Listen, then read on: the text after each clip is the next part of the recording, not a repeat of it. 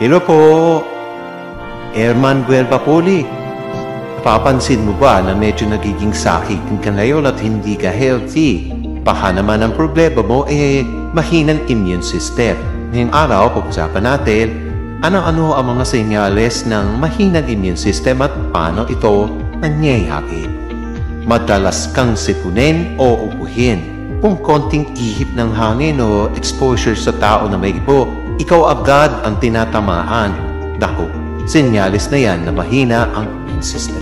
Madalas ka bang magkaroon ng allergy o skin problems? Madalas magkaroon ng tagyawa, rashes o pangangati ng balat dahil ang balat ay isa sa ating tinatawag na barrier immunity. At kapag may problema ka sa balat, may problema ka sa iyong barrier immune system. Napapansin mo ba na kahit maaga ka namang natulog, parang drain ka pa rin paggising habang pagod na pagod? Hindi normal yan. Maaaring senyalis yan na stress ng katawan mo at mahina na ang iyong immune system. Madalas kang makaranas ng tummy issues. Palagi kang may problema sa tiyan, gaya ng bloating, diarrhea o constipation. Hala, baka gut health mo na ang apektado at alam mo ba, 70% ng ating immune system ay nasa bituhan.